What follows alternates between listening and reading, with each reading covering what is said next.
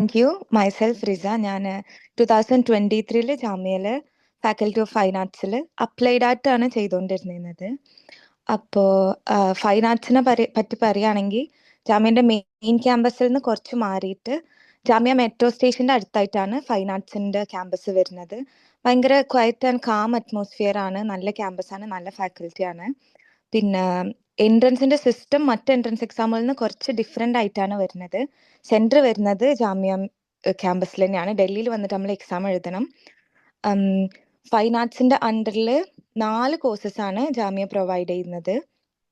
Applied art, painting, art education, പിന്നെ sculpture, അങ്ങനെ 4 തന്നെയാണ് വരുന്നത്. അതിൽ എക്സാം എങ്ങനെയാണ് വരുന്നതെന്ന് വെച്ചാൽ ഫസ്റ്റ് ഒരു തിയറി പേപ്പറും 2 പ്രാക്ടിക്കൽ സെഷൻസുമാണ് ഉള്ളത്. അതിൽ മാർക്ക് വരുന്നത് 100ലാണ്. അപ്പോൾ തിയറി പേപ്പർ 40യും പ്രാക്ടിക്കൽ സെഷൻസ് രണ്ടും 30 ആയിട്ടാണ് വരുന്നത്. തിയറി വരുന്നത് എല്ലാത്തിനും ഓൾമോസ്റ്റ് സെയിം ആണ്. പിന്നെ നമ്മൾ ഏതാണോ മേജർ ചെയ്യാൻ ഉദ്ദേശിക്കുന്നത് അതിൽ റിലേറ്റ് ചെയ്തിട്ട് കുറച്ച് ക്വസ്റ്റ്യൻസും വരും. മൾട്ടിപ്പിൾ ചോയ്സ് ക്വസ്റ്റ്യൻസ് ആയതുകൊണ്ട് തന്നെ അതിന് നെഗറ്റീവ് മാർക്കിങ്സും കൂടി ഉണ്ട്. അപ്പോൾ ഭയങ്കര ഈസി ക്വസ്റ്റ്യൻസ് ആണ് അതിൽ എല്ലാം വരുന്നത്. അതുകൊണ്ട് തന്നെ കോമ്പറ്റീഷൻ കൂടും. അപ്പോൾ നമ്മൾ ചെയ്യേണ്ട പ്രീവിയസ് ഇയർ ക്വസ്റ്റ്യൻസ് നോക്കിയാൽ സെയിം പാറ്റേണിലാണ് എല്ലാ ഇയറിലും വരുന്നത്. അപ്പോൾ അത് റെഫർ ചെയ്താൽ ഈസി ആയിട്ട് പ്രിപ്പയർ ചെയ്യാം. പിന്നെ പ്രാക്ടിക്കൽ സെഷൻസ് എന്ന് പറയുമ്പോൾ അപ്ലൈഡ് ആർട്ടിന് വരുന്നത് 2 സെഷൻസ് ആണ്.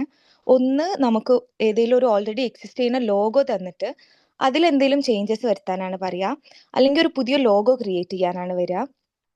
പിന്നെ വരുന്നത് ലൈവ് സ്റ്റഡിയാണ്. അതായത് നമുക്ക് മുന്നിൽ ഒരാളെ കൊടുന്ന് ഇരുത്തി തന്നിട്ടുണ്ടാകും. ഓരോ ക്ലാസ് റൂമിലും ഓരോരുത്തരുണ്ടാവും. അപ്പോൾ അവർ തരുന്ന പേപ്പറിൽ നമ്മൾ ആ നേരെ വരക്കണം. നമ്മൾ എന്താണോ നമ്മൾ കാണുന്നത് അത് വരക്കണം. അപ്പോൾ മെറ്റീരിയൽസ് നമ്മൾ പേപ്പറും ബോർഡും മാത്രം കൊണ്ടുപോയാൽ മതി, ബാക്കി അവിടുന്ന് തരും. അപ്പോൾ പിന്നെ അപ്ലൈഡ് ആർട്ടിനും പെയിൻറ്റിങ്ങിനും സ്കൾപ്ചറിനും ഈ ലൈഫ് സ്റ്റഡി വരുന്നുണ്ട്. അപ്പം അത് നമ്മൾ എത്രത്തോളം നമ്മൾ പ്രാക്ടീസ് ചെയ്യുന്നോ അത്രത്തോളം നന്നാവും. പിന്നെ ആർട്ട് എഡ്യൂക്കേഷന് മാത്രം നമുക്ക് മുമ്പിലൊരു സ്റ്റിൽ ഒബ്ജക്റ്റ് വെച്ചിട്ട് അതാണ് വരയ്ക്കാൻ പറയുക. നമ്മൾ എത്രത്തോളം നമ്മൾ പ്രാക്ടീസ് ചെയ്യുന്നോ അത്രത്തോളം ഈ 4 ഹെൽപ്ഫുൾ ആവും. പിന്നെ വരുന്നത് കമ്പോസിഷൻ ആണ്. പെയിൻറ്റിങ്ങിനും ആർട്ട് എഡ്യൂക്കേഷനും സ്കൾപ്ചറിനും. അത് സ്കൾപ്ചറിൽ ക്ലേയിലാണ് നമ്മൾ കമ്പോസ് ചെയ്യേണ്ടത്. ആർട്ട് എഡ്യൂക്കേഷന് കളേർഡ് ആണ്, പെയിൻറ്റിങ്ങും കളേർഡ് ആണ്. അവർ തരുന്ന ടോപ്പിക്കിൽ നമ്മൾ കമ്പോസ് ചെയ്യാണ് വേണ്ടത്. പിന്നെ അപ്ലിക്കേഷൻ ഫീ എന്ന് പറയുന്നത് എല്ലാ എക്സാമിൻ്റെയും പോലെ 700 റുപ്പീസ് തന്നെയാണ് വരുന്നത്. എൻട്രൻസ് മെത്തേഡ് ഇങ്ങനെയാണ്. പിന്നെ തിയറി പേപ്പറിൽ മെയിനായിട്ട് വരുന്നത് current affairs, general knowledge, art history, പിന്നെ ജാമ്യൻ്റെ കുറച്ച് ഹിസ്റ്ററി പഠിക്കുന്നത് നല്ലതാവും. ഇത്രയൊക്കെയാണ് വരുന്നത്. പിന്നെ നമ്മൾ മാസ്റ്റേഴ്സിനാണ് അപ്ലൈ ചെയ്യുന്നതെന്നുണ്ടെങ്കിൽ ഒരു ഇൻ്റർവ്യൂ കൂടെ ഉണ്ടാവും. അതിൽ നമ്മളെ പോർട്ട്ഫോളിയോ അല്ലെങ്കിൽ നമ്മൾ ചെയ്തിട്ടുള്ള ഒരു ആർട്ട് വർക്ക് സബ്മിറ്റ് ചെയ്യേണ്ടി വരും. പിന്നെ എൻട്രൻസ് എക്സാമിന് അപ്ലൈ ചെയ്യാനുള്ള എലിജിബിലിറ്റി ക്രൈറ്റീരിയ എന്ന് പറഞ്ഞത് നമ്മൾ +2 50% എങ്കിലും വേണം. അത് മാത്രമേ ക്രൈറ്റീരിയ ആയിട്ട് വരുന്നുള്ളൂ.